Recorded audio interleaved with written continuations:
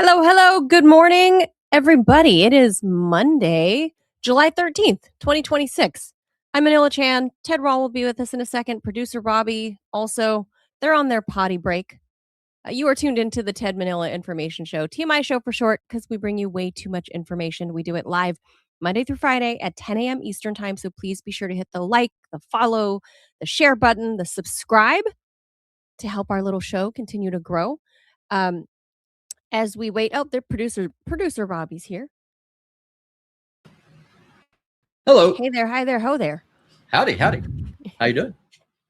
So while we're waiting for Ted to come back from his potty break, I'm going to do this day in history. You like history? I do. Been accused of it.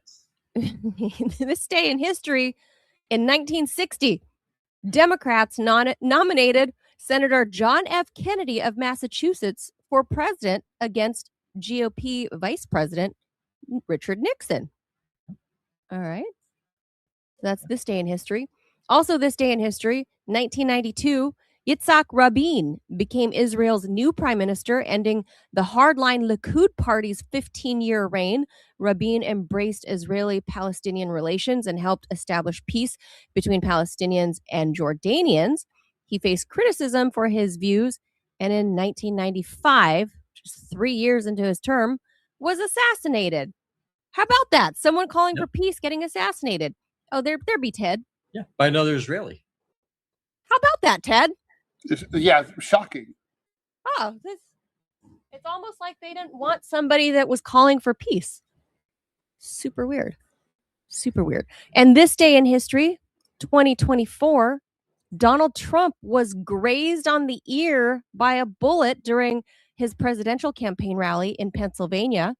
The would-be assassin, as they say, Thomas Matthew Crooks, also killed a member of the audience and injured 2 more. Law enforcement allegedly shot and killed Crooks. But we still don't know that much about what happened with Thomas Crooks on this day 2 years ago. Weird. No, we have a new ad now. It just popped up. Oh, very good. We're talking about killing people. Always. So it's pharma.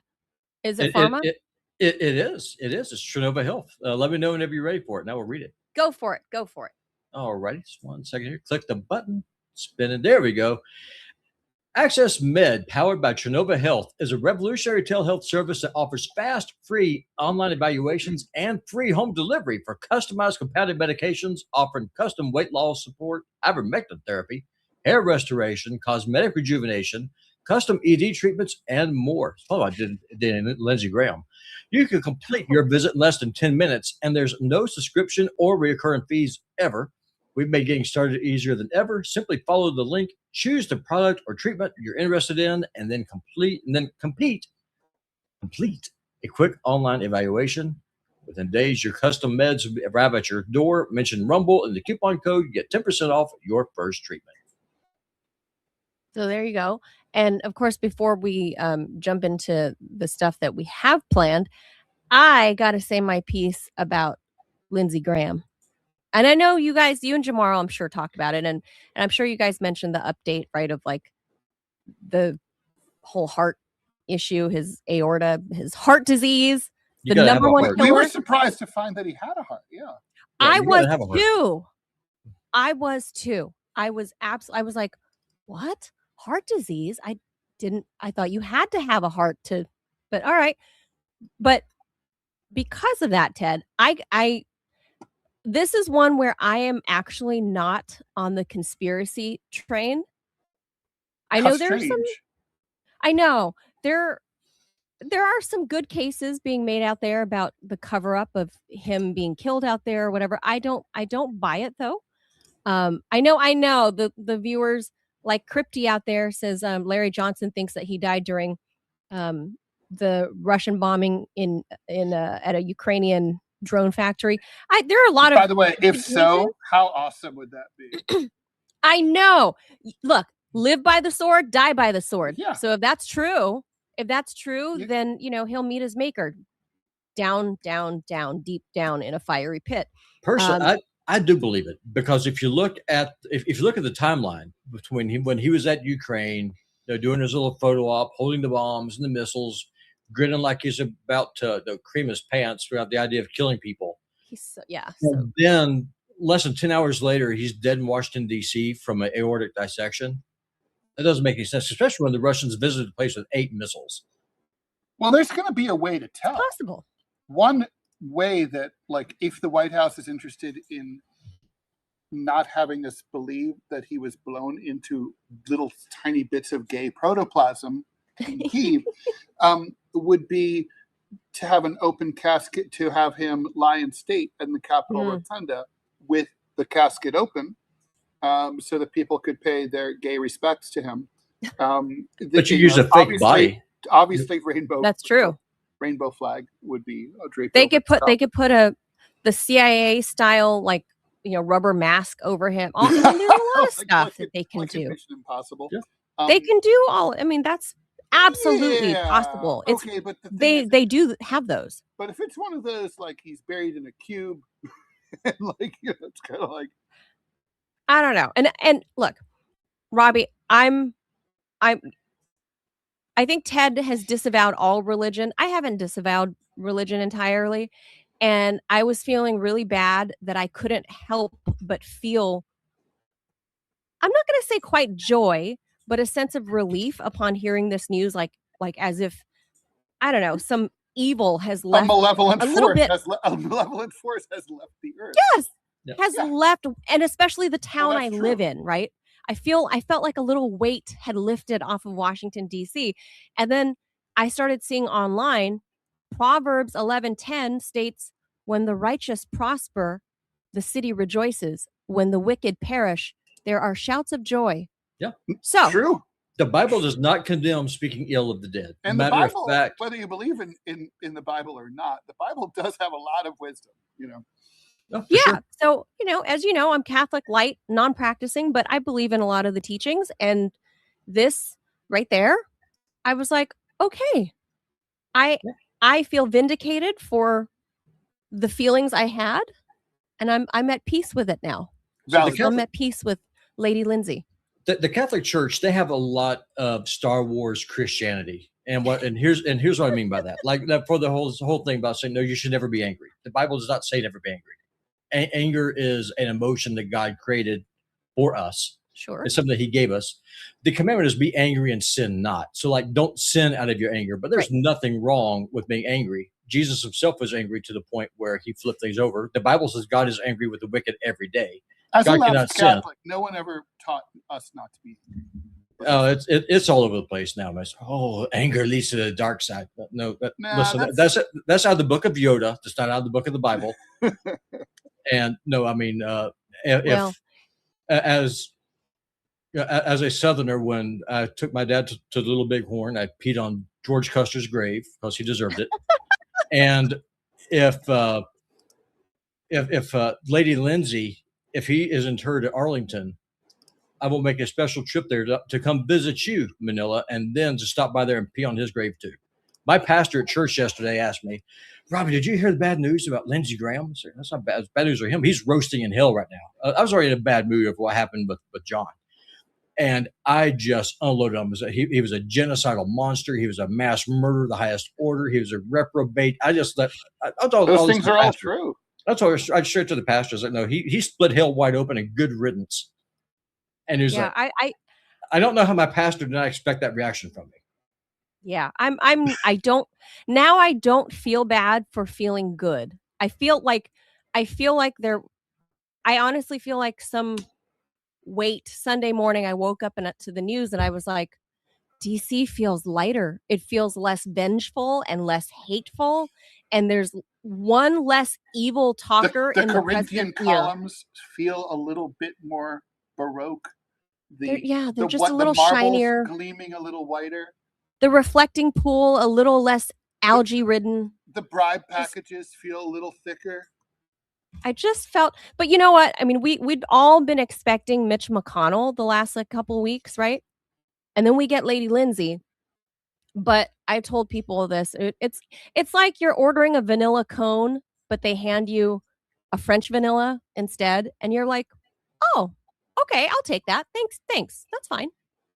Well, it's just All like right. when he went to Disney, the lady Lindsay, and he was out there with this old popsicle, this 70-year-old man just looking at the kids. It's like, ooh, that looks good. Ooh, I want that. No. Like, No, Di- no, Disney if is super gay friendly for no, those if who don't have children or are not weirdos and going as adults by themselves. Disney is super gay friendly and oddly encouraging of more like infantilized adults to go by themselves. yeah, they just want the. I want the money. I know. It's weird know. because Disney was kind of a right winger back in the day, but Yeah. yeah. But no, Well, I'm telling you, I think that he was touring the wrong factory at the wrong time. The Russians dropped 8 So you believe Iskanders on that? him. Well, the timeline doesn't match up. No, I and know the timeline is tight, but then you have Trump like carrying water, saying that he was carted off. But there's TMZ has photos of him allegedly. We don't know who's in the photos, but allegedly it's Lindsey Graham being carted off to GW Hospital. you can't see anything, and AI I know, you manipulates can't good photos. Imagine what you can do with a grainy nighttime I know. photo Well, so- taken off of a flip phone. Here's the thing: we don't really. The fact that we are having this conversation, I think, brings up a bigger issue, and I kind of wish we didn't have time on T program. Maybe we could talk about it tomorrow. But like the fact that we are like Soviet citizens back in the 70s, having to read between the pages of Izvestia and Pravda, and like carefully studying the pictures, the airbrushed photographs on top of Lenin's tomb to see what's really going on at the peak of power, where we have to say, well, is Mitch McConnell really still alive, or is this just fake? Well, if he is alive, is he just a stuffed meat puppet, or Define alive, or can he talk? How long has he been dead? If he is dead, Weekend at Bernie's. How did little gay Lindsay die? Really? I mean, was he blown up by the Ruskies? I mean, the fact that we have to ask ourselves these questions, and the fact that, frankly, these are objects of speculation, not just on programs like this, but even like in the New York Times and on CNN, shows that this country has no connection whatsoever to its political class. That we are literally living in an authoritarian state that doesn't tell us anything truthful, and that we all know it's not truthful. And that the press is captured. As a student of history, Robbie, help me. This seems to me like a classic pre-revolutionary, pre-collapse scenario where there's just no belief whatsoever that anything that's being told to us is true. We don't trust the media. We don't trust the politicians. Yeah. We don't believe anyone. Nothing makes fucking sense. You have these fucking stupid ass corporate Democrats talking about like, well, behind closed doors, like Cory Booker, he was really great. Like, the sharpest guy in the room. Well, Lindsey Graham was so nice and so funny. And I'm like, oh, I'm glad that this mass murderer was droll. I'm glad he amused you. But, so fucking what? It's bigger than... If Jay Leno was killing millions of people, who cares, right?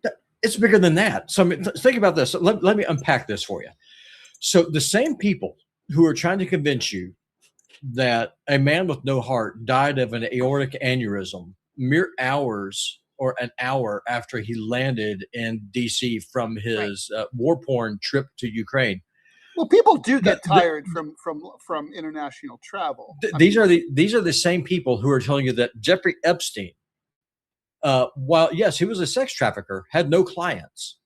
Yeah, and Pam Bondi said the files are on my desk. Then all of a sudden there are no files. They have Dan Bongino, who's up there saying, "Oh, this is all cover up." And then all of a sudden he goes there after he stood with the FBI. Oh no, it was nothing there. He hung himself with toilet paper. This is 100%. Trust us. These are the people. Trust me, bro. These are the same people who look you in the face every single day, lie to you, and telling you stuff to quote you, stuff that isn't true but could not possibly be true. But if you question it, then you're a conspiracy theorist. They're going to turn right around and say, "But you have to trust this time." It's like the boy who cried wolf. This time, I'm not lying to you. No, this time you're still pissing on my back. Two things for you boys before we head to the topics that we planned on. What is one? If he was killed in a Russian airstrike. Mhm. Why would President Trump, who claims he's besties with Lindsey Graham, not be out there screaming from the rooftops, hair on fire, number one? And number two, look, Occam's razor, right? Is it really unreasonable to look at 71-year-old Lindsey Graham from South Carolina, who is not the picture of health? He's portly in the belly. You could see, I mean, he's looked 71 since he was 41 when he first entered Congress. And no He's stranger looked to horrible. the bottle. He drinks. He I don't think he smoked, but he drank and he ate like a true Southerner, from what I understand from staffers and, out on the Hill. Is he was not shy. He would never shy away from fried stuff and steaks all the time and alcohol. So and it's not unreasonable. And sausage is very fatty. And sausage. And a couple of viewer comments. Nerd says, "You're all wrong. He died in the arms of a burly man named Armando with 2 chipmunks up his ass, gorging himself on baby blood. So he died doing what he loved." That's possible too. PW Walker says, "I think the Ukrainians poisoned Graham to try and frame Russia, and Washington isn't buying it because they know the game." So let's go back to question 1. And question 2 I had is, right, that's not unreasonable. That's an easy answer. It's not unreasonable if he did come back to the U.S. based on Occam's razor. It's not unreasonable to look at him and be like, God, you're only 71? You looked 71 when you were 40. Like, oh, like, of course you have heart disease. That's the number 1 killer of all people, including cancer and I forgot what else, across the whole world, according to the WHO. And of course, in the U.S., heart disease is the number 1 killer. Heart disease and Suicide heart disease is also related. a major cause of death in this country. But not like this. But here's the thing, though. Leaps and bounds. They're not saying he died of a heart attack. They're saying he died of an aortic dissection, heart which disease, is a different thing. right?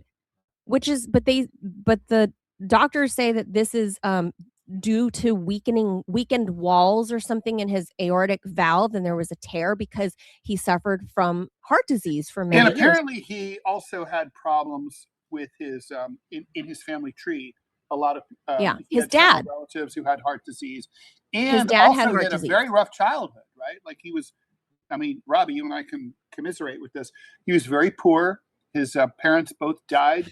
He ended up having to raise his sister as a kid. So he basically had the childhood of an ABC after school special. Then maybe he should have learned this thing called empathy and grew up to be a decent person instead of a fucking monster. No. Now he is roasting in hell right now, and I say good riddance, and may his screams go to the Lord Jesus Christ for all time. I would like to think that's true. Question 1 is, if he did indeed die of an airstrike, a Russian airstrike somewhere in Kiev, why isn't the administration, why aren't they hair on fire screaming it from the rooftop? Well, the theory there is that that we don't need World War III, and that's what would happen over Lindsey. Yeah, because although it wouldn't need to be. I mean, a reasonable country could say, "Look, we know you weren't targeting Lindsey, and it was just an accident." And that's what happens when you go to a war zone. You can get blown up, right? I mean, so I don't think so, Ted, because here's why. I mean, the United States, we have no problem grabbing world leaders. We have no problem assassinating world leaders. We have no problem enabling Israel to assassinate world leaders. Assassination is another tool in the toolbox. Why wouldn't the Russians give us a dose of our own medicine? No, I don't think the Russians would do that. I always say this, but it happens to be true. Vladimir Putin, his defining personality trait is caution. He is a very careful person. He's methodical. He would have blown up little Z-Man a million times by now. Yeah, he's small C conservative. That's why he hasn't gone in and he's kind of he's fought this war in Ukraine with one arm tied behind his back. I mean, he's a careful person. People portray him here in the corporate media as some kind of fucking maniac, but that's just some reckless the psycho. exact It's opposite just not true. But who's to say that true? But who's to say that some Russian general whose buddy got blown up by a Yuki car bomb got some actionable intelligence. Hey, we know this. There's this factory here. There's all the drones. Yeah, but are. that's Lindsay's the difference between a targeted strike on Lindsey Graham, or is it, would it just be because he'd have to get a sign if some Russian general got that information and said, he would send that. He'd need a sign off from the Kremlin. I would like to think Russian generals don't go rogue. Yeah, they don't go rogue. That's not in their culture. Pushkin did. I mean, he went to Moscow. I mean, so well, and then he had like it was as if he'd gotten on Spirit Airlines. A plane wreck. Then he had an unfortunate plane wreck. Yes. I mean, no, listen, stuff happens. All I'm saying is that I would like to think that somewhere there's there's something right here. Lindsay was there. It was a good photo op. Let's go blow this up. And maybe he was supposed to have left like an hour before he did because he got up with some Ukrainian soldiers and was having some hamster sex. Look, I'm just going to say, before we move on, as a warning, we talked about this last week, Ted, about like our troops, being tracked down because they're on their smartphones when they're out on the field, right? Like our military, and that how it's dangerous. This is the danger. If this is true about Lady Lindsay, this is the danger of playing with Tinder and leaving your location, your geo-tracking on. Anyway, True. It's not Tinder, it's Grindr. Oh, Grindr. I'm sorry. Yes, that's right. You're right. Yeah, I mean, so turn off your geo-tracking, your location finder. Track it. Turn it off. Lindsay would not have found what Tinder had on offer to be to his liking. Grindr. You're absolutely my mistake. Ted's absolutely right. It would be Grindr. But bottom line, I just ask you guys, turn off your location. But what is also? I mean, I know it's tough to be a political hack of either the D or the R variety, but how do the social media people, Republicans, how can they look at themselves in the face this morning while they're running around yelling at people like me for making fun of Lindsey Graham? It's like, how dare you make fun of someone who died? These people do it all the time. Lindsey Graham made fun of people who died. Ali Khamenei who died and stuff, right? Yeah. They're always doing it. Yeah. So anyway, there you go. The Bible says you're allowed to feel happy and rejoice over the death of the wicked. And if you don't want to get killed in a targeted airstrike, turn off your location tracker on Grindr. But Lindsey Graham also made fun of dead people who had been killed over and over and over. He did. He said all the money that the U.S. has spent, this is under the Biden years, that the U.S. has spent to help Ukraine, to, killing all these dead Russians, it was worth every penny. So right. There you go. And he wished he had more bombs to kill more Iranians. There you go. So, I mean, all right, with that. He was a bloodthirsty ghoul. Bloodthirsty hawk. Like, gross. What a... Manila, before y'all pop me off real quick, a little bit of housekeeping, because we are going to be airing that Rumble Premium episode. I was going to do it right after this show. By the way, it's really good and worth seeing. But because it's because it's an hour and 2 minutes long, it'll be a little bit too long. You have a cut into the deprogram Q&A, so it'll go live immediately after that. After deprogram? Yeah. Q&A. Yep. So y'all want to tune in for that. But it's a premium episode, right? So people have to. So should we just raid from the Q&A? That's what we're going to do. I'm going to set it up now to make that happen. Okay, right, very good. Yeah, that's our interview with Dr. Shauna Swan about a wide-ranging bunch of stuff. Sperm, we should remind everyone, Robbie, do you want to bring people to speed, the TMI people who were not on deprogram, what's going on so that they know? Oh, sure. For people who are just tuning in, I got a Dear John letter from John on Friday. Because after he left the program, I was still doing the production work for him, for his the social media and stuff. CAA have told him that he is not allowed to have anyone independent, that he has to use their people. So they gave him a producer. They even gave him personal assistants. So, I mean, he is completely cut off now from the outside world. He also had to leave completely managed. He had to leave his RT show. So that's all done. So long story short. But is that confirmed though? Like, do we? John told me that and I talked to him last night on the phone. So it's done. He has to quit RT even? Yeah. He is completely shut off. He is siloed. And hey, Manila. Should we pitch a show to RT? 100%. Y'all should pitch a show to RT. Yeah, like, we should pitch. right after this show. Yes, 100%. You have an hour to do it. You know them. I don't. Oh And boy, this is anyway. Long story for Robbie's short. case. So I make around $2,200 a month. Between the different shows, the gaming channel, and then what John was paying me. John was paying me $1,000 a month, so I've lost half my income. And so what that means is that I need y'all's help, or Ted and Manila are not going to have a producer anymore because I have to go work at Walmart or something. And so the best way you can help me, honestly, is just whenever you go to bed at night, if you're on Rumble or YouTube, go to Putinbot Gaming, queue up a playlist, let that puppy run. I'm not asking for a dime of your money. I am asking you just to let videos run, especially over on Rumble, because they just pay so much better. And so so between the gaming channel and then the pay increases that TMI program will be getting with the changes to the creator program won't matter. And so I'll just be able to absorb that loss, and it won't be an issue. But I mean, I need 1,000 watch hours over on Rumble to make this basically viable. Just go to Putinbot Gaming and click a playlist. And while you're sleeping at night, just let the watch hours roll on Putinbot Gaming. Robbie's just asking for you to just let his channel run, and then he will get paid for that, because Rumble does a very good job at paying much more than YouTube does for watch hours. So but if that you would really help Robbie. Yeah, but if you do not want to go on YouTube, if you're on YouTube, you don't want to go to Rumble, just do the same thing. Go to Putinbot Gaming over there on YouTube, click the playlist, let it run overnight. I mean, that would really help. Yeah, for sure. Otherwise, I can't do this for free. I got bills to pay. Yeah, then we would all lose a producer, and then it would make life really hard for me, Ted, Jamaro. Yeah, it's tough. And Robbie, very, very hard. Yeah, and it would suck ass for Robbie. Yeah, and I'm not asking y'all I'm not asking you for a nickel. I'm just asking you just to click a playlist and let it run.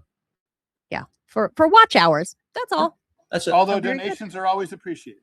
Hey, listen, if you want to support the channel by becoming a subscriber, I'm not going to do that because it would rob the shows. But I mean, if you want to become a $5 a month channel subscriber on over on Rumble, or become a channel subscriber on YouTube, Putinbot, right? Yeah. It goes straight to Robbie. Yeah, it goes straight to Robbie. It doesn't, and Rumble doesn't take a dime. Nope, that would be better. Yeah, so there you go. That would help a lot. $1,000 isn't hard to get to. Between all the viewers and listeners, if you just go subscribe to Robbie's channel for $5 a month, that solves it. And then we all have a producer. So there you go, because we share one Robbie. So there you go. And a conservative viewpoint, which is our one conservative. Yeah. Our one conservative and Christian. So except when I count you, Manila. Because yes, Ted likes to count me. Yeah, John, I mean, he brings up a point. Robbie Barrett go to Walmart. If this doesn't pan out, their entry-level medical coding job is paid $20+ an hour. Well, there's two problems. One, I'm not a coder, and I can't work at the hospital I left because I got doxxed because I was accused of being a racist. Right. And so I'm serious. Like I told John this last night when I got off the phone with him. It's just like, if this does not work, then I will be going to Walmart. He's like, and John was like, you can't go to Walmart. I said, dude, you have to pay a lawyer. I said, I have a wife and a son I have to provide for. So I will do whatever it is I have to do. Listen, if I'm willing to pick cotton, you can bet your butt I'm willing to go work at Wally World with a bunch of just interesting people. Put it that way. Just say it, Robbie. Immigrants. Welcome to Walmart. I love you. I love you. Welcome to Walmart. Welcome to Walmart. Just go to Robbie's channel and let it run. And if you want to go one step further, subscribe to Robbie, and then for $5 a month, and that goes straight to Robbie. So not a penny taken out. All right. With that, we'll get to the show. Let's hope Robbie gets there. I'd just like to point out, I would look cute in a blue vest, though. Capitalism sucks. And the fact that people as talented, and there's many of them who work jobs like that, is an underutilization of American talent. Yes, of brain power. Talk about brain drain. Like that shit doesn't happen drained the wrong way. In socialism, they fucking identify smart people and they find jobs that are appropriate for them. That I will say, yes, is true. All right, let's get to the stories. All right, first up, Ted, I think this story will interest you. So while Congress is on 4th of July holiday or summer break or whatever and mourning the death of Lady Lindsay, the most venerable Lady Lindsay, this is one that this topic is something that I think one of the pet topics Lady Lindsay loved so much, Ted. So the NDAA provision would pull U.S. defense deeper into Israel's military industrial orbit. Buried deep inside the NDAA that the Congress is going to take up when they come back in the fall is a provision that deserves far more scrutiny than it's getting. You should explain what is the NDAA. So the war power, it's almost a war powers act, right? It's just the defense spending bill. It's the defense. Yes. It's this year's defense spending bill. It's related to how we can spend, where our money goes, and how we do the business of war. That's basically what it is, right? So buried deep inside the NDAA is a provision that deserves far more scrutiny than it's getting. Section 219 would create a formal United States-Israel Defense Technology Cooperation Initiative. Just rolls off the tongue. Yes, directing the Pentagon to designate an executive agent to coordinate defense research, development, testing, integration, keyword there, integration, procurement, and industrial cooperation with Israel. That may sound like a routine alliance management. No, it doesn't. This language goes well beyond buying an ally's equipment or sharing intelligence in limited circumstances. It would create a standing bureaucratic pipeline to identify Israeli origin or jointly developed technologies and move them into U.S. weapon systems, acquisitions programs, and potentially long-term procurement channels. So in plain English, it builds Israel deeper into the machinery of American defense planning. So the concern here is sovereignty. The United States should be free to cooperate with allies when it serves American interests, but creating a permanent structure inside the Pentagon to advance another country's defense technology ecosystem risks making that relationship automatic, institutionalized, and very difficult to unwind. Just think of the Patriot Act. They said it's temporary until, we have victory over the terrorists. But instead, it becomes entrenched policy, and year after year, it expands and expands and expands. That's exactly what would happen here. So once foreign developed systems are embedded into U.S. platforms, supply chains, training programs, and procurement cycles, policy stops being a choice and starts becoming dependency. That's how entanglement, like the Will Smith and Jada Pinkett Smith and her son's friend, the entanglement actually becomes infrastructure. Supporters will argue this strengthens innovation and helps the U.S. benefit from Israeli battlefield technology. Maybe, but Americans should ask a harder question. Who controls the priorities once the systems, companies, data flows, and industrial partnerships are fused together? The bill also promotes joint ventures, licensing agreements, co-production, and U.S.-based manufacturing partnerships with Israeli industry. That means this is not just about military cooperation. It's about shaping the defense industrial base itself. And when Congress funds these structures, the public is often told later that withdrawal would be too costly, too disruptive, and too dangerous. That's the oldest Washington trick in the book. Build the machine first, debate sovereignty after. America can have allies without surrendering strategic independence, but Section 219 looks less like cooperation and more like forced integration with a foreign power's military industrial agenda that should not be waved through quietly, buried in over 1,000 pages of bureaucratic jargon. So, Ted, to summarize the whole thing, the whole problem here is, and Dennis Kucinich has been warning about this. I think he was on Tucker not too long ago to explain this and how this would solidify, basically, we would be wedded to Israel through the DoD. Like, their systems become our, I don't think that's true, by the way. Their systems become our systems. They're going to withhold stuff. No, it is true. He was on there last week, and I did over the weekend. I did some research. So basically, what it is that the R&D divisions, not command and control, but R&D, but research, and with AI, that is merged together, and it is all shared. Fuse. They'd become Siamese twins. But here's what I don't believe, Robbie. I don't believe the Israelis would be honest actors here. They're going to reserve the best stuff for themselves. And remember, as much as we harped about like, oh, Soviet spies in the Cold War, the reality was Jonathan Pollard, an American Jew, is the only one that's really been caught like being a double agent, giving intel to Israel, who is supposed to be our friend.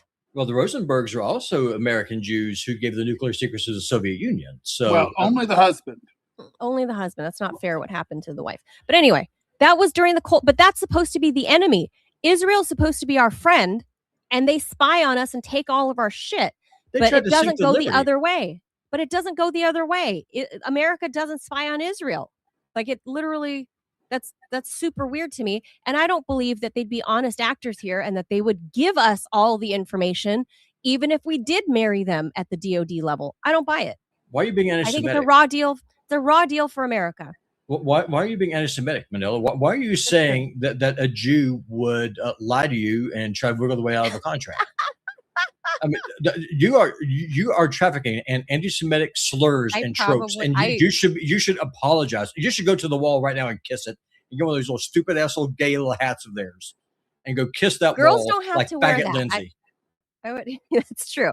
Look, I just think, and Ted, you probably agree with me. This is a raw deal for the U.S. And I don't think this is something that Congress should just sign off on, as they always do. They rubber stamp the NDAA. They rubber stamp, Section 230. They rubber stamp a lot of shit.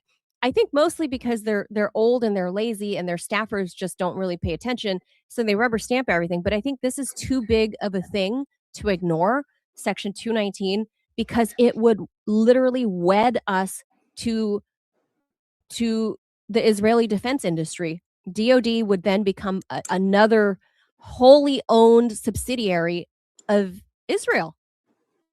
Well, yeah, but also, let's look at the timing here. Like, why now, right? I mean, the United States has been in bed with Israel since the beginning in 1948. Sure. And like, why now? And so, well, I mean, the truth is, what's going on here is that the United States and Israel has never been less popular in the United States. More Democrats and Republicans support the Palestinians than support Israel. Most Americans want the United States to no longer have any relationship with Israel whatsoever. Most Americans no longer want the United States to provide any weapons or money to Israel. So with following the genocide in Gaza, the invasion of Lebanon, and the settler attacks against innocent Palestinians in the West Bank, people just they've had it with Israel. Everyone hates Israel. Israel's finished. So what this is this is the Israeli lobby's bear hug of the United States. Like we're going to attach ourselves like a limpet to you people so that you can't be gone. If this idea had come up,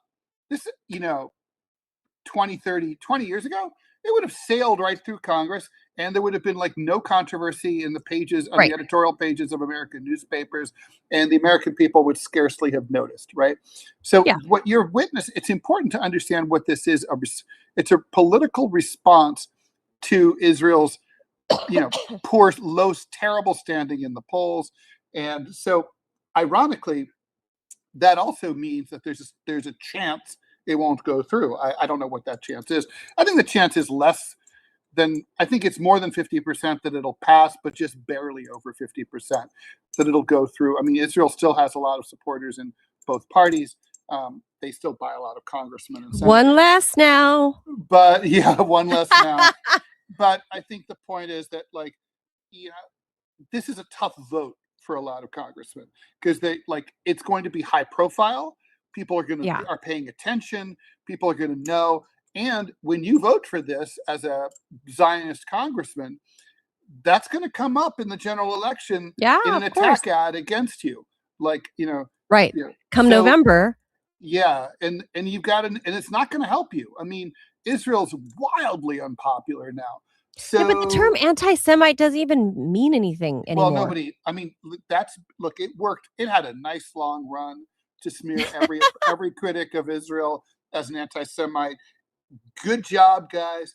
But that, all good things must end, and it is over. It doesn't work anymore. I don't know what are you going to come up with now. I mean, I know you guys all have that, like, this plan. Overuse of any word, Ted, as we say in the street. God played out, bro. God promised it to us, or whatever. You guys find another argument, but like the point is, like, right now that argument's dead. So yeah, I don't know. I mean, this is 50-50. It really could. I know I just said like a little more than 50-50, but I really think this can go either way. I mean, this may not go through because it's going to be politically toxic. Yeah, I still feel like it'll eke its way through. Maybe not sail through as it would have definitely 10 not years sail ago. Through. It'll, but I think it'll eke through by one or two. Agreed. So probably, but don't be shocked if it sort of ekes not through, or if it just narrowly misses. Or it could go down. It could go through in some like modified way, right? Like, not the full cooperation, but like this is Israel saying, "Stop making me the side bitch and make me the wife." Right. Everyone knows you're with us. Marry me now. But this is at a time when the relationship blows. There's not a lot of sex going on. It's like, it's kind of like we're not kissy anymore. Israel's like, make me an honest woman. It's like, it's a hag. You've got to marry. She's a hag now. And she's like, you asshole, time to put a ring on it.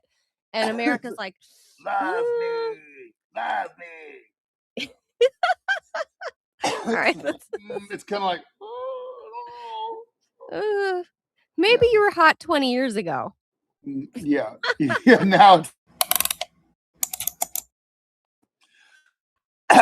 Okay. So speaking of that, Ted, it's perfect. Indeed, America's bedroom is getting more interesting. If you spend enough time on TikTok, Reddit, or X, you'll eventually encounter a team your grandparents would never have would never have said out loud. Praise kink, brat teaming, findom, pet play. CNC, I don't know if it's that. Feet, latex, BDSM. Welcome to the algorithmic age of sexuality. While there's little evidence Americans are suddenly developing more fetishes than previous generations, there's strong evidence that they're a lot more willing to talk about them. And the internet has become the world's biggest matchmaking service for people who have strange proclivities and want to find other people like themselves. A landmark nationally representative study published by the very serious journal PLOS ONE found that Americans are far more sexually diverse than you might think. Millions reported experimenting with behaviors ranging from bondage and spanking to role-playing and dominant submission. Even more revealing and perhaps surprising, more people said they found these activities appealing than had actually tried them. It's a big shift thanks to the internet. Algorithms now serve increasingly niche communities, transforming what used to feel like isolated curiosities into thriving online subcultures. Dating apps let you advertise your kinks before a first date. Pornography has become hyper-specialized, making virtually every imaginable fantasy searchable within seconds. Social media influencers casually discuss BDSM etiquette, aftercare, and relationship dynamics that used to be only something that people in underground communities talked about. So, despite decades of stereotypes portraying BDSM practitioners as weird and fucked up, modern studies generally find that consensual practitioners are no more likely to be mentally ill than the general population. Some studies report strong communication skills, clearly negotiated boundaries, and high levels of trust within those BDSM relationships. So basically, it's interesting, right? Because you have people who have fetishes, they used to have a hard time finding each other. The internet makes that possible. Because the internet makes that possible, it may be also introducing and legitimizing and popularizing ideas to people who might not have even crossed before, right? So it might have been like, oh, I'm really into like dressing up like a grasshopper and doing it, and like, you know, like now you could hear two people talking about that and like, grasshopper sex, eh? So like, you know, it's like you definitely, it is, you know, it's publicizing the existence of kinks, which obviously is going to, you know, make people think about it more. It's sort of like when you send your kid to, you know, your kid to certain liberal arts schools. If they go to Bucknell, they might be coming more likely to turn to, you know, experiment with bisexuality than if they had gone to, you know, Brigham Young. So. Oh, well, I mean, I guess I haven't thought about it that way yet because I don't have a kid that's yet in college. Ted does. But it's kind of like, it's, you know, people say like that we live in more dangerous times now than ever, when factually speaking, you look at the FBI data about crime statistics, and it's factually untrue that now is more dangerous than 1979, right? Right. We use the Adam Walsh theory when we talk about like, you know, stranger danger, kidnap, and like, oh, well, kidnaps are happening all over the place, and all But these that's just migrants not are true. stealing them. It's just statistically not true. Like, we have crime data. The only thing is, we have the internet now, and it's being plastered all over social media. So we think there's more. It appears as if there's more kidnappings when there actually are less across the United States. So this is kind of the same effect, is that like when we think that more people, like America has lost all of its morality and everyone's gross and has weird fucking fetishes and kinks, that may not necessarily be true. That's, you know, the takeaway when I learned about this article was, oh, maybe people aren't as like weird and kinky and fetishizing everything like I thought. Maybe it's the Adam Walsh effect, right? It's just that it's shown to me everywhere. So it's not necessarily that more people are doing it. People are just more open about it. So, but I don't know. It's really hard to combat that thought in your head when you see everybody having like what is that, OnlyFans, right? And there's, I mean, everybody who was somebody, even like early 2000s celebrities who are like my age, like middle-aged women that are, you know, like what's her name, Elizabeth something from American Pie, the hot brunette. Shoe? No. I forget her name. She was on American Pie. Okay. She would be like 47, no more than 50, I think. Elizabeth something. I'll look it up. She, very attractive woman. Shannon Elizabeth.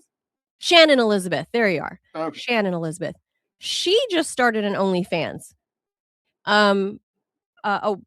Stacey Dash, the really pretty black woman from, or she was a girl back then, from Clueless in the 90s. What's her name? She's hot. From The Sopranos has her own. Has OnlyFans. Yeah. Mm-hmm. What's her face from Sopranos has an OnlyFans. So it's normalized now, because even it's not even just regular women doing these things. These are celebrity women, or they had their heyday, but they've helped normalize these weird fetish things. Like some of these celebrities have like foot fetish pages and make money off of it. Another avenue. Oh, Ted's foot fetish. So there you go. You know, I don't know whether to applaud this, that people are more open to talking about their kinks, or I don't know, or if I'm still a little squeamish. I'm not bothered. I'm not bothered by the sex industry. Let's just say that. Ted Toes. There's the name of your page. Ted Toes. Yeah, it's got alliteration going for it. Yes. So. Ted, there are pages Ted's dedicated. 10 toes. There are pages dedicated to middle-aged men's feet. Or elderly people's feet, maybe. Or that. I'm sure there's a page for all of it. If people wanted to pay me to look at my feet, they can. I mean, it's no skin off my ass. I mean, I don't care. And I think the takeaway here is just the same thing as the whole Adam Walsh theory is, America may not have completely lost its way. It's just we're more open about these things, Ted. Oh, yeah. Oh, speaking of feet. Or maybe we've lost our way. Maybe. It's yet to be seen. Speaking of feet, we have a foot story. Well, anyway, go ahead. Sorry, I cut you off because we had to get to... I had nothing of interest to say. Go ahead. Ozempic feet, Ted. Your feet are looking a little fat. Just want to say, if you want to make any foot fetish money, Ted. Say that. I mean, in the street, people are like, "Yo, fat toe, what's up?" Your toes are looking a little fat, Ted. So look, that's the news peg, right? Is anyone that's worked out or whatever, you know that you cannot target weight loss, right? Like, oh, I just have this little pooch below my belly button. Reduce, like, oh, I only want to reduce weight off my left ass cheek or whatever. Right. Like, oh, my left butt cheek is a little bigger than my right. So it's not like that. So Ozempic feet is now a problem. But it's exposing a bigger problem America's been slowly wading its way into. So the latest body part to get an Ozempic nickname isn't your face, because we've seen Ozempic face. That looks terrifying. It's like meth face. Ugh. Yeah, that's true. It's bad. Podiatrists are increasingly reporting cases of Ozempic feet, where rapid weight loss from GLP-1s, such as Ozempic and Wegovy, leaves feet looking bonier with more prominent tendons and veins as the protective fat pads beneath the skin shrink.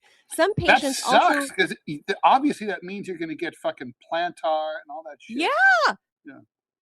So some patients also report heel pain, burning sensations. We're talking about feet, not penises.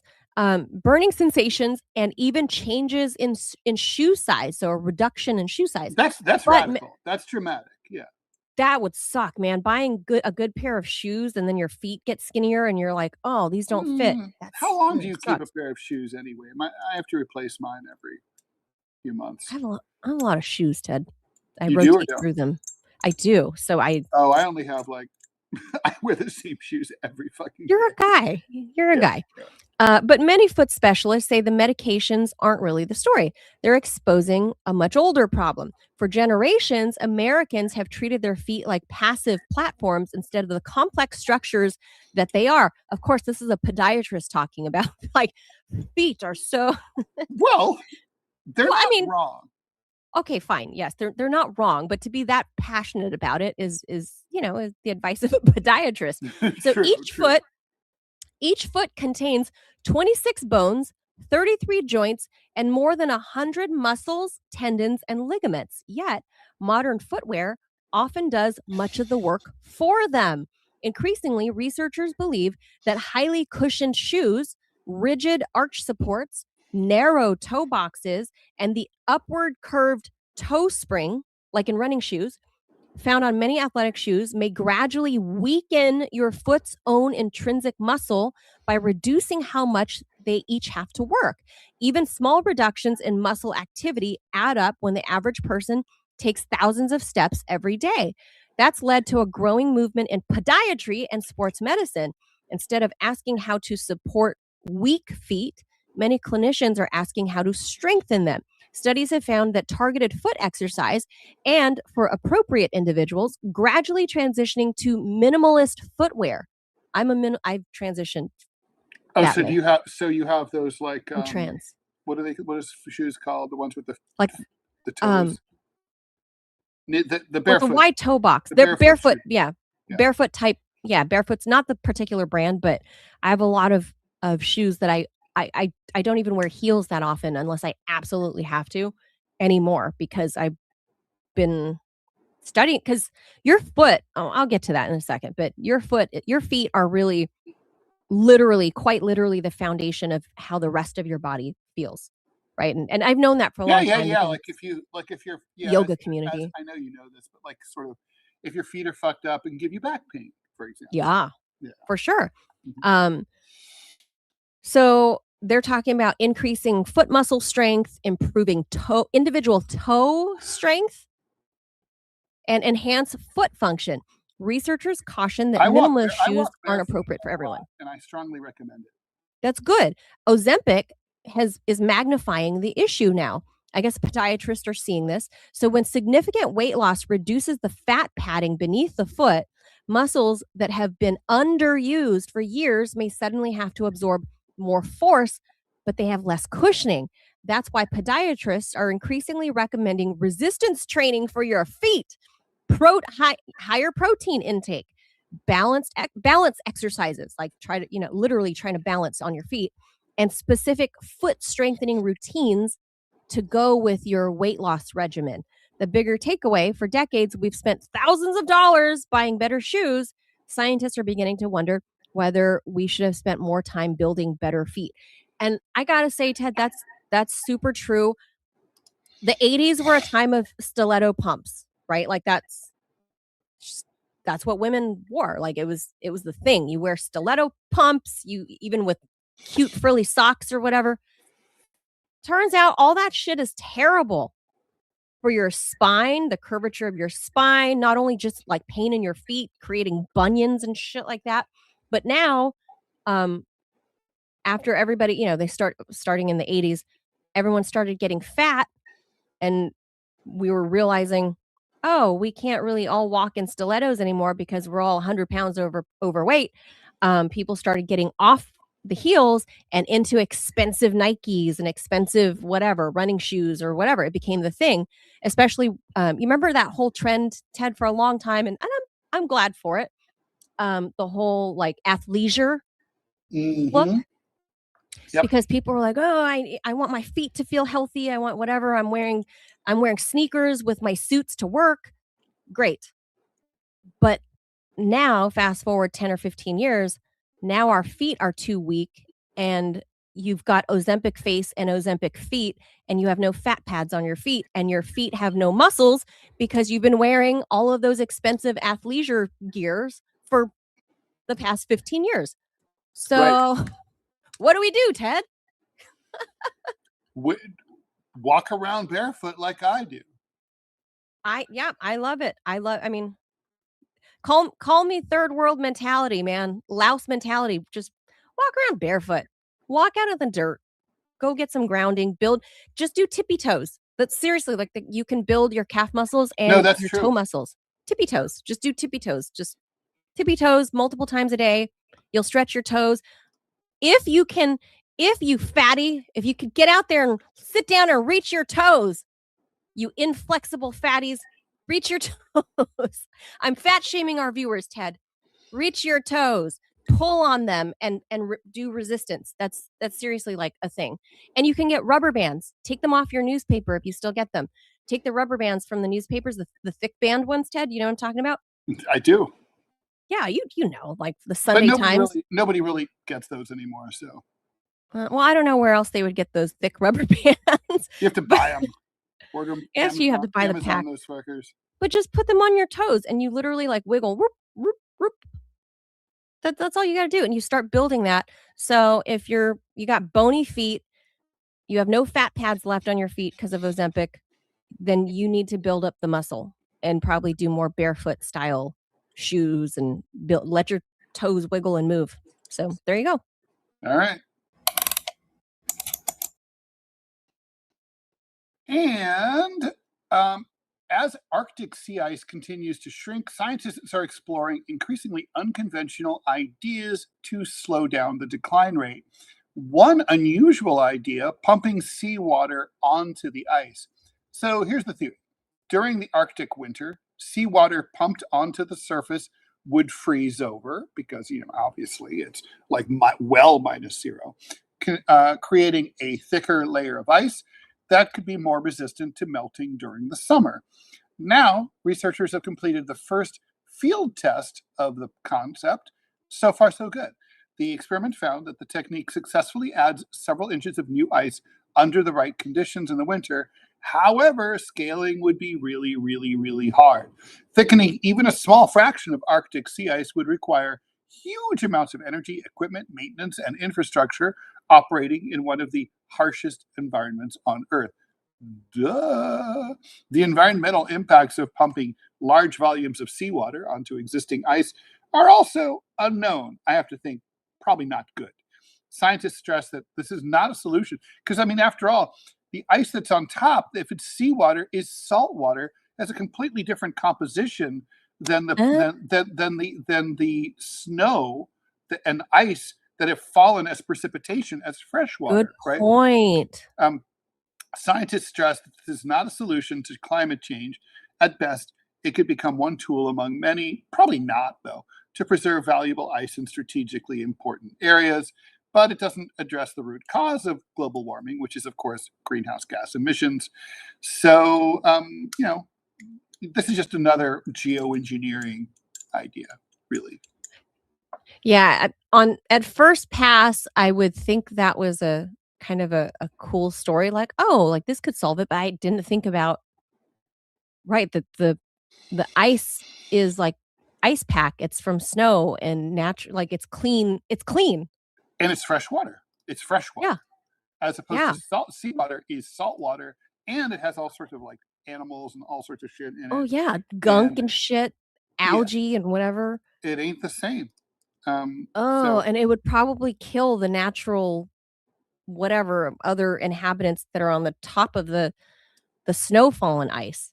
True. Yeah, which it would be often at like a bacterial level, and then and then it's like also here's the other thing is, right, it has a different melting point.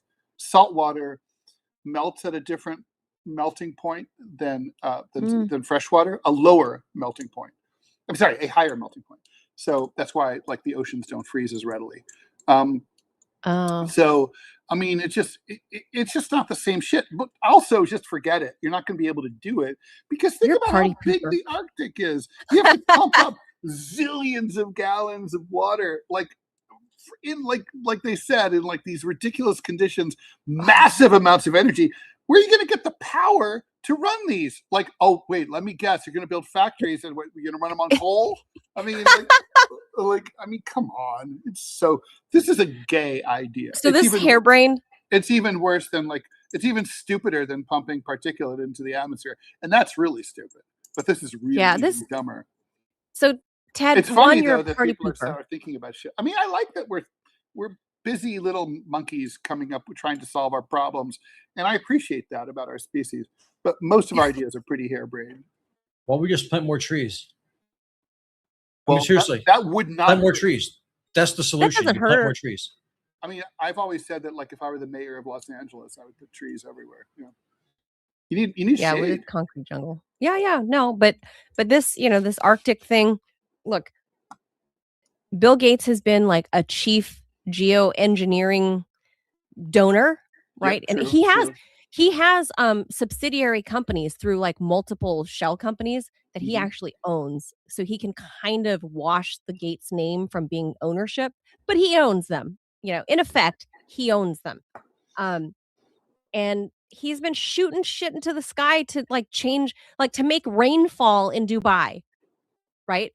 And because that climate is not made for this kind of precipitation, he was doing catastrophic things to the natural ecosystem out there.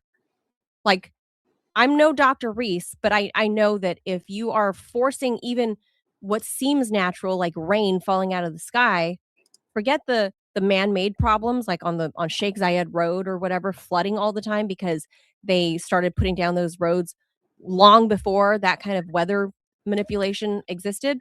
They put no sewers and no drainage systems, Ted, in the in the roads out there. So when they started doing, it's crazy. Like 5-star hotels were getting flooded from this fake rain coming from the sky that Bill Gates made. But it changes the whole ecosystem. Like the only way to do it, Ted, the only way to help is to preserve. I feel like right now these like harebrained schemes that we all come up with, and like you, I appreciate it too that we try, but really I think we need to put more effort towards saving what was there naturally. Yeah, I mean, look, we're in a world of shit, right? I mean, if the Arctic fucking melts, like it changes literally whole sea levels, and I know some people would be happy. To many American cities on the East Coast. Bye bye Manhattan, Miami. Bye bye New York City. Goodbye. Manhattan can get pretty wet. Boston. Parts of LA start falling off. Florida's just gone. Oh, Florida just gets sunk back into the ocean, back to the Mother Ocean. But yeah, that's what we're looking at. Sorry, Robbie. Florida got out just in time. That's why. Well, then the New Yorkers have to go back home and fix your own state instead of ruining my home state. No, we're sending them to Montana. Are they there too? I thought it was California. They're going to follow you to Montana. They all watch the show. The New Yorkers go to Florida. The Californians come here. Yes. Yeah, that's true. You know, Florida, New Yorkers who go to Florida can't afford to go back to New York ever, so they have to come to Montana. Did y'all see the new show called The Madison? I think it's one of the streaming services. Kizzy watched it. It's about these rich New Yorkers, and they come here to Montana, and just like, no, we are closed. Stay the hell out. Oh, is that the Michelle Pfeiffer one? Yeah.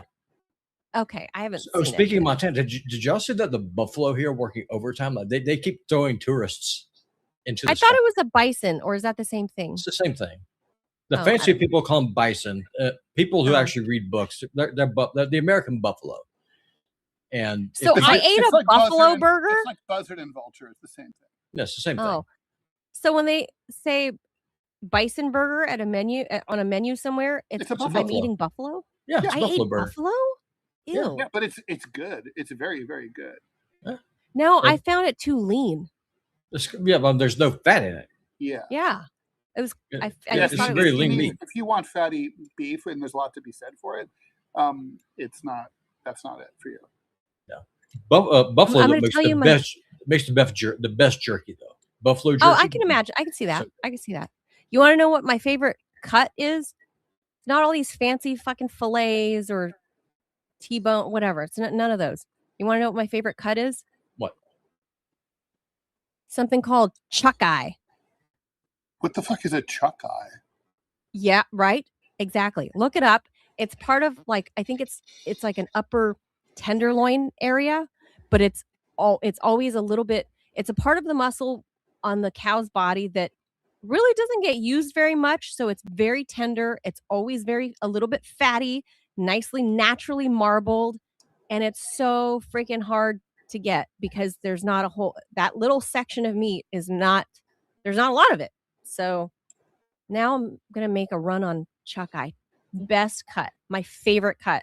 Nobody knows what the hell it is. Even someone like Ted. You don't know chuck eye. See that? Well, I mean, you can kind of guess what it is, but yeah. And but before we go, I do have a channel for us to raid into. It's actually a gaming friend of mine who's way behind on his chat metrics. So we're about to make his day. Oh, very nice. So we're going to raid into that, and then it'll be Q&A. Yep. And then I'll air the premium episode. And then our premium episode with Dr. Shauna Swan. So please, right now, here's your chance to become a $5 a month subscriber to TMI. You can watch this episode. You can only become that member when we're live, right, Robbie? Yep. Yeah. If you want to support the show directly, just on the live chat on the browser, you just click on the little red subscribe button there up under the live chat. Or if you are a Rumble Premium subscriber, you can watch all the premium episodes across the entire platform. Wait, is it the little money sign in the chat? The little money sign, that's a Rumble rant. So that's if someone wants to do like a Rumble's version of a super chat. No, it's the I see. It actually says subscribe in white letters with a red oval around it. It's how you become a channel subscriber. It says Rumble Premium on mine. I don't know if that looks different for other people. Well, it's because you have to click on the live chat tab. I'm on the live chat tab. I want to make sure then you scroll down at the bottom, and it's right there. It's right up under where you chat your messages. I have a gift box and a dollar sign. That's what I see. Well, you can't subscribe to yourself. That's why. Oh. Okay. So there's that. Otherwise, you're paying yourself $5 and taxing yourself $5 for no reason. All right. So fine. There's that. So it doesn't look like that for you guys then, I guess. So, They all right, will stay have tuned. they will have a little subscribe button.